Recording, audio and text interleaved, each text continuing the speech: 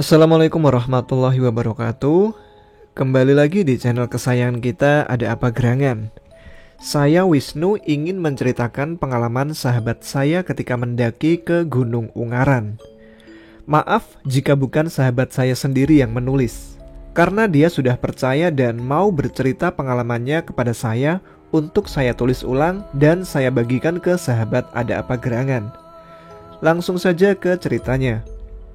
Perkenalkan, nama asliku Sukir, tapi teman-temanku memanggil dengan nama Cungkring. Mungkin karena tubuhku yang tinggi dan agak kurus. Aku asli dari Jepara, Jawa Tengah. Siang itu, aku baru saja pulang merantau dari ibu kota. Aku berniat untuk refreshing karena telah berbulan-bulan bekerja. Aku lalu menelpon semua sahabatku untuk berkumpul dan nongkrong, karena sudah lama juga kami tidak bertemu. Ketika itu, ada aku, Wisnu, Agus, Syueb, dan Paimin. Kami ngobrol-ngobrol soal kerjaan sampai ngalor ngidul. Bro, muncak yuk. Tapi ke gunung yang gak tinggi-tinggi banget ya. Pengen coba nih sekalian refreshing, kataku. Yaudah yuk berangkat, jawab Paimin. Wah, aku gak bisa nih. Besok aku mau ke Semarang, lanjut Wisnu menjawab. Dan pada akhirnya teman-temanku yang ikut hanya ada Paimin dan Aan saja. Lalu Paimin bilang lagi, gimana kalau kita ke Gunung Ungaran saja? Kan cocok tuh buat pemula. Tapi kan jumlah kita ganjil, kataku. Yaudah, nanti aku ajak temanku, sahut Aan. Lalu kami pun pulang ke rumah masing-masing dan berniat berangkat keesokan harinya. Kami berangkat dari Jepara naik motor. Aku berboncengan dengan Paimin dan Aan dengan temannya yang bernama Mas Acong. Ketika naik motor, agak ngebut sih, biar nggak kemalaman karena kami berniat lewat jalur perantunan saat mendaki nanti. Dan tibalah kami di pasar Bandungan saat menjelang maghrib. Sholat dulu yuk, udah maghrib nih, kataku. Kami pun lalu sholat di musola milik warga sekitar. Setelah sholat, kami membeli bahan logistik di sebuah warung dekat musola. Lalu kami pun melanjutkan perjalanan ke base camp. Dan sampailah kami di base camp. Saat itu sangat sepi dan hanya ada satu penjaga saja. Loh, kok sepi sih? Padahal besok kan 17 Agustus. Harusnya rame kan? Kata Paimin. Yaudah, kita samperin penjaganya aja, jawabku. Ternyata kami tidak diperbolehkan muncak saat itu karena masih dalam keadaan pandemi. Tapi kami memberikan beribu alasan dan pada akhirnya kami diperbolehkan muncak malam itu juga. Setelah mendaftar dan membayar simaksi, Aan bilang, "Bro, kayaknya udah lama banget gak ada yang muncak lewat jalur sini. Gimana nih?" "Kenapa? Takut? Kita berempat kan?" jawab Paimin. Tiba-tiba Aan bilang pengen buang hajat dulu. Dan kami pun menunggu Aan sambil nyemil makanan. Lalu kami dikagetkan Aan karena dia lari terbirit-birit. Kenapa Aan? Kataku. Itu apa, ngeri. Ada pocong. Mukanya, Udah, istighfar. Ayo berangkat, kata Mas Acong menenangkan. Dan kami pun berdoa terlebih dahulu sebelum naik. Tepat jam 9 malam 16 Agustus 2020, kami mulai naik ke Gunung Ungaran. Kami berjalan santai, aku di bagian paling depan, disusul Aan, lalu Paimin dan Mas Acong ada di paling belakang sebagai sweeper. Penerangan kami hanya membawa senter di tangan masing-masing. Saat perjalanan ke pos 1, Aan bilang, "Min, kalau lihat cewek di hutan nanti, mau kamu apain?" "Hah? Nanti aku suruh nyium kamu aja deh, An. Kamu kan masih jomblo," jawab Paimin menanggapi candaan Aan. Jangan ngomong gitu di gunung bro, gak baik, lanjut Mas Acong. Aku pun menahan tertawa karena obrolan mereka yang agak ngawur, tapi tidak pada tempatnya. Singkat cerita, kami pun sampai di pos 1 dan beristirahat sejenak. Lalu kami melanjutkan perjalanan ke pos 2. Sampailah kami di pos 2. Niat kami untuk lanjut, tapi Pak Imin bilang, "Break sebentar ya, kakiku kram nih." Tiba-tiba Aan menjerit, "Men, di kakimu itu ada tangan." Dan Mas Acong mendekat seperti membaca doa. "Sudah, yuk lanjut saja ke pos 3," kata Mas Acong. Dan kaki Paimin sudah bisa digerakkan. Kami pun lanjut, dan singkatnya sampailah kami di pos 3. Lalu kami beristirahat sambil membuat kopi karena suhu saat itu sangat dingin. Tiba-tiba aku mendengar suara wanita menangis. Aku pun mencoba berpikir positif dan menyenggol tangan Aan yang ada di sampingku. "Apa toh?" kata Aan. "Gak apa-apa. Kopinya hitam ya?" Aku menahan rasa merindingku sendiri karena aku tahu Aan juga orang yang penakut. Dan Aan bilang lagi, "Ya kalau kuning es jeruk, keriting, cungkring." Kami pun tertawa dan tiba-tiba kami dikagetkan seperti suara serigala yang berada tepat di belakang kami. Semua serasa hening dan kami saling memandang satu sama lain. Aku lalu melihat tepat di atas pohon yang ada di depanku. Di sana ada sosok wanita yang berbaju putih dan dia menggelantung sambil tersenyum menyeringai kepadaku. Aku lalu memejamkan mata karena takut. Lalu ada suara yang membisikiku, "Aku ikut kamu." Dan aku tahu itu adalah suara sosok wanita itu yang terdengar jelas di kupingku. Aku langsung berdiri dan bilang, "Yuk lanjut," dengan ekspresi mukaku yang coba menutupi rasa takutku. Kami pun lanjut ke pos 4. Kami berjalan menyusuri gelapnya Gunung Ungaran yang saat itu juga turun kabut yang menghalangi pandangan.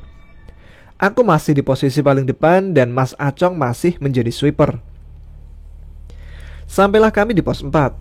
Kami beristirahat karena sejak perjalanan dari pos 3, tas yang kubawa terasa sangat berat. Di pos 4 aku duduk sambil mengingat orang tuaku di rumah. Aku ini adalah anak tunggal, dan orang tuaku pasti khawatir karena saat berangkat aku cuma bilang untuk main ke rumah teman. Mungkin aku anak yang bandel, tapi aku sangat sayang kepada mereka. Mereka tidak pernah membatasi apa yang aku inginkan, asal positif.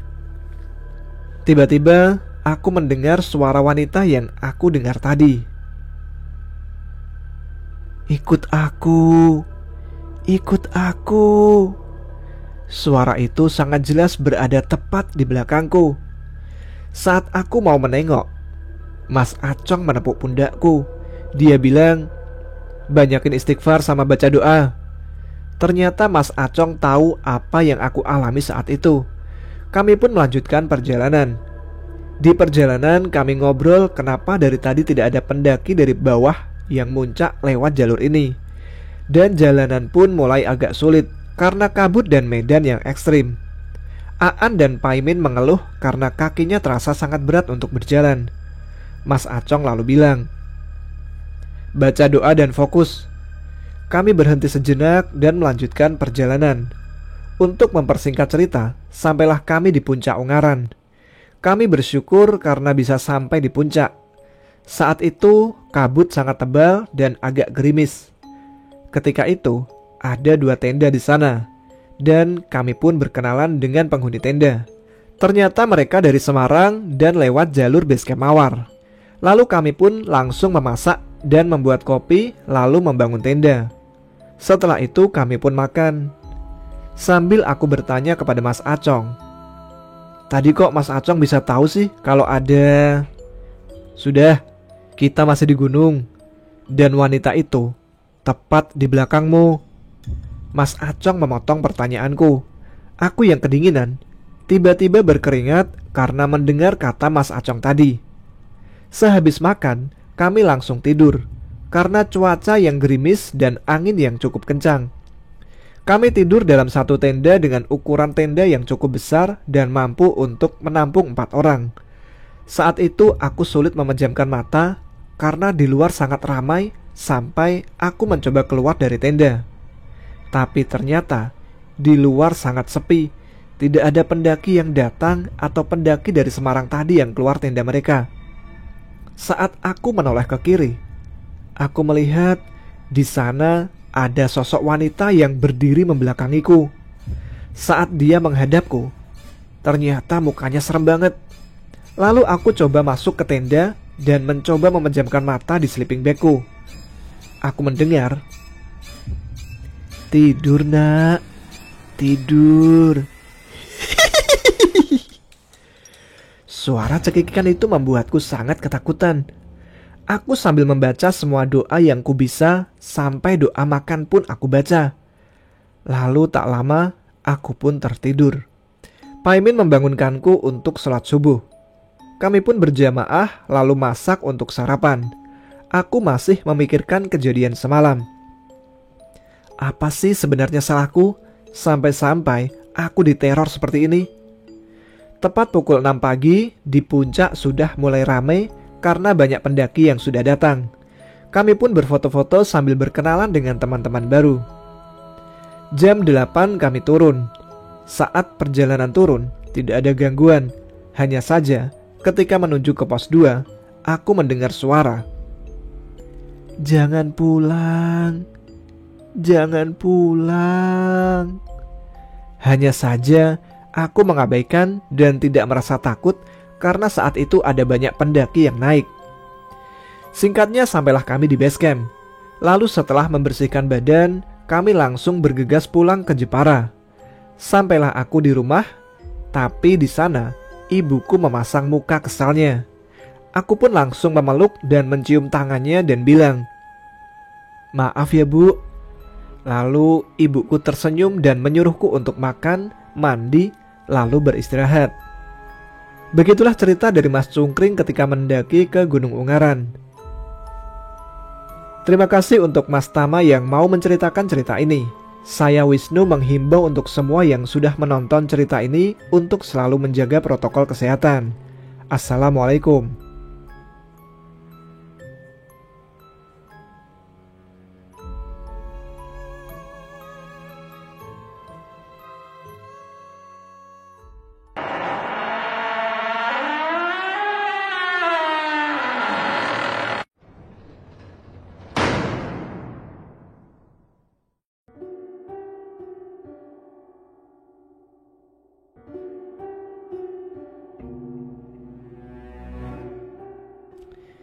Ini kisahku di tahun 2000. Sudah 20 tahun berlalu. Tapi kejadian itu tak akan pernah kami lupakan seumur hidup. Ini adalah permulaan sekolahku mengadakan acara PA atau pecinta alam. Ketika itu sekolahku mengadakan acara pendakian di akhir kelulusan sekolah. Kami berangkat pada hari Senin pagi dan sampai di tempat perkemahan daerah PLH. Kami langsung membuat tenda yang berjumlah sekitar 6 tenda. Maklum, kami berjumlah 31 orang dan di sana ada 2 guru pembimbing dengan total 33 orang yang ikut di acara itu. Kami rencananya mengadakan kemah selama 7 hari di sana dengan hanya kegiatan bersenang-senang saja. Hingga pada hari Jumat, guru kami mengumumkan akan mendaki di puncak Penanggungan. Dengan hati gembira sekaligus takut bercampur menjadi satu. Akhirnya kami berangkat juga pada hari itu dengan membawa perbekalan peralatan sholat, sebab rencananya setelah kami di atas puncak, kami akan mengadakan sholat Jumat di atas sana. Setelah perlengkapan dibawa, kami semua berdoa untuk meminta pertolongan kepada Allah agar tidak ada rintangan dan halangan yang terjadi. Bismillah, kami pun berangkat. Ada beberapa anak yang tidak ikut dan disuruh untuk menjaga kemah dan barang-barang kami yang tidak kami bawa ke puncak. Dari awal mula perjalanan, guruku mengatakan bahwa perjalanan bisa ditempuh dalam 3 jam sampai ke puncak. Kalau kami berangkat jam 9 pagi, berarti sampai puncak kita masih bisa mengadakan sholat Jumat, sebab masih jam 12 siang. Pikir kami sih seperti itu. Setelah berjam-jam kami mendaki, rasa lelah dan letih sudah menyelimuti kami. 11 jerigen air yang kami bawa untuk bekal perjalanan sudah ludes sebelum sampai ke puncak. Ada temanku yang sampai menangis ingin pulang sebab sudah tidak tahan. Tapi akhirnya dia pun masih juga melanjutkan perjalanan. Singkatnya, alhamdulillah kerja keras kami tidak sia-sia. Kami sampai juga di puncak penanggungan. Sedih, lelah, letih, bahagia bercampur menjadi satu. Rasa bangga kami rasakan semuanya. Ketika melihat jam tangan, ternyata waktu sudah menunjukkan jam 3 lebih 15 menit, yang artinya sudah datang waktu asar. Maka sholat Jumat yang kami rencanakan itu pupus sudah. Jadi sebagian dari kami akhirnya ada yang sholatnya di jamak. Setelah sholat, aku pun duduk santai. Aku melihat ada awan kecil melintas di depanku. Demi Allah, baru kali ini aku melihat secara langsung awan kecil di depan mataku. Awan itu terbang sangat rendah di depanku. Aku pun memegang awan itu. Tak terasa apapun, dan awan itu lalu berlalu seiring tiupan angin. Tak lama kemudian, awan kecil yang kedua pun datang. Aku lalu memegang awan itu. Tapi anehnya, awan itu tidak berlalu. Tapi awan itu berhenti di rumput kecil yang tumbuh. Aku pun merasa heran. Kok bisa ya? Belum hilang rasa heranku, gerimis mulai turun. Kami semua bergegas untuk turun ke bawah. Dengan santai, kami membereskan peralatan kami dan siap melanjutkan perjalanan untuk turun ke bawah. Ketika kami akan turun ke bawah, di sana kami bertemu dengan 2 orang pemuda yang berada di gua botol. Kami lalu mengobrol dan bertanya-tanya. Ternyata 2 orang pemuda itu adalah pendaki yang sudah hampir 1 bulan menginap di situ. Sedikit heran sih, 1 bulan. Belum sempat terjawab, hujan pun terasa semakin deras. Dan kami pun sudah berada di bibir puncak. Lalu, terlihat kilat dan petir dekat dengan kami disertai dengan hujan yang sangat deras dan awan yang begitu tebal, membuat kami panik dan berlarian berpencar menyelamatkan diri masing-masing tanpa menghiraukan teman yang lain. Kami turun dengan berlari kencang. Sesekali kami menunduk dan menutup telinga ketika kami melihat petir. Setelah itu kami pun berlari lagi sekencang-kencangnya. Akhirnya satu persatu kami bertemu dengan kawan kami dan berkumpul sejumlah 8 orang.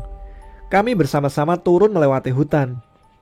Tepat saat kami berada dalam hutan, hujan deras disertai petir yang seperti badai itu pun reda. Kami lalu berjalan menyusuri hutan yang sangat gelap, tanpa ada pencahayaan apapun di dalam hutan. Kami berdelapan berusaha untuk minta tolong dengan berteriak sekeras-kerasnya. Siapa tahu ada orang yang mendengar teriakan kami dan menolong kami yang tersesat di hutan. Berjam-jam kami menunggu di sana, tak ada orang yang datang menolong kami.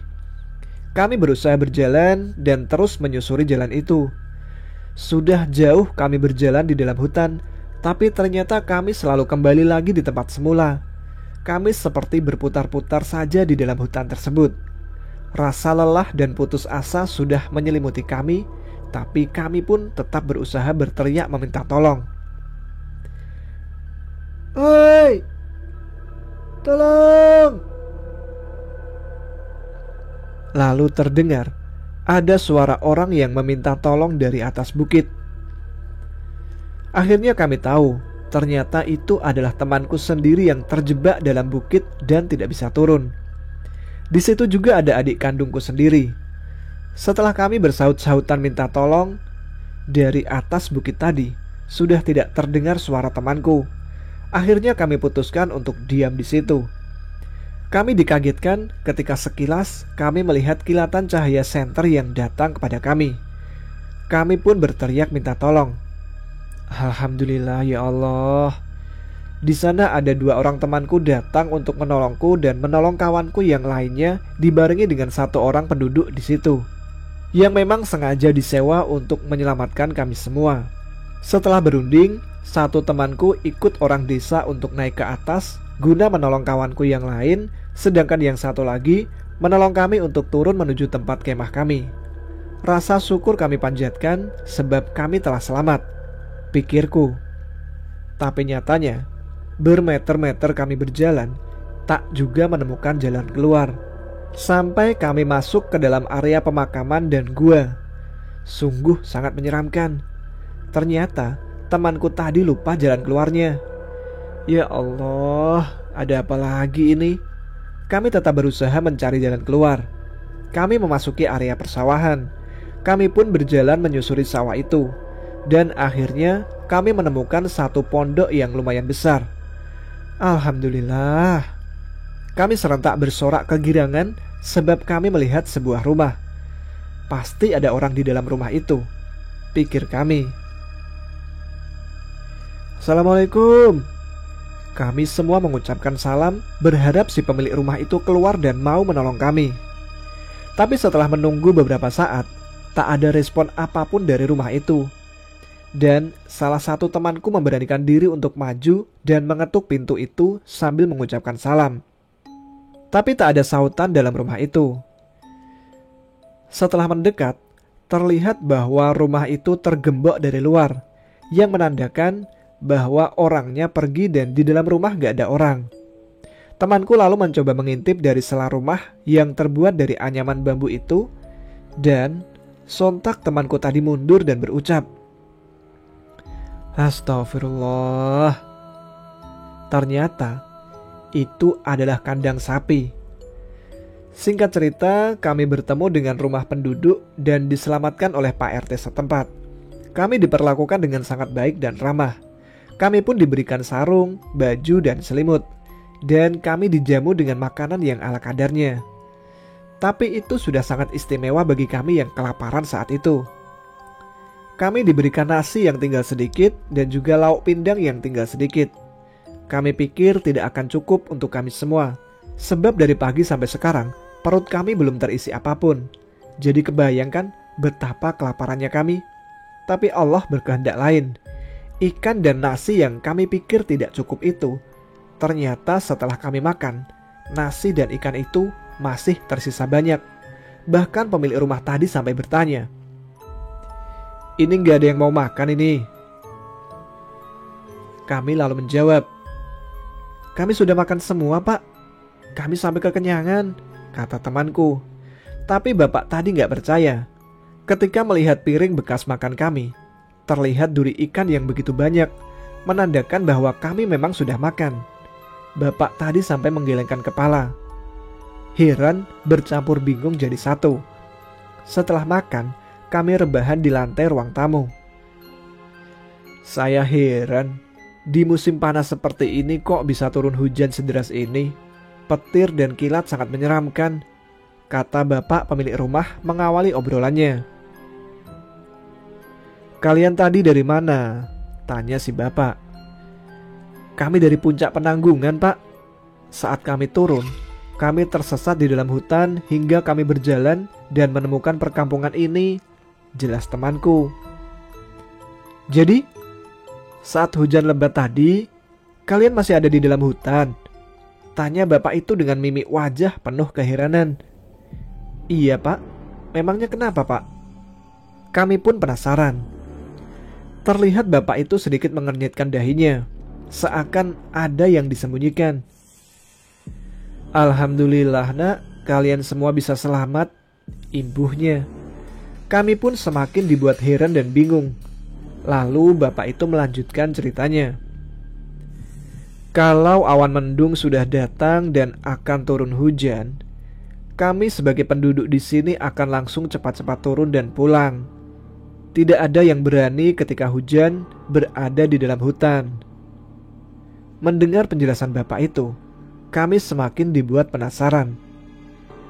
Rasa penasaran yang tinggi membuat kami bertanya kembali. "Memangnya ada apa, Pak? Apa pernah ada kejadian aneh?" tanya temanku. Bapak tadi menghela nafas panjang dan melanjutkan ceritanya.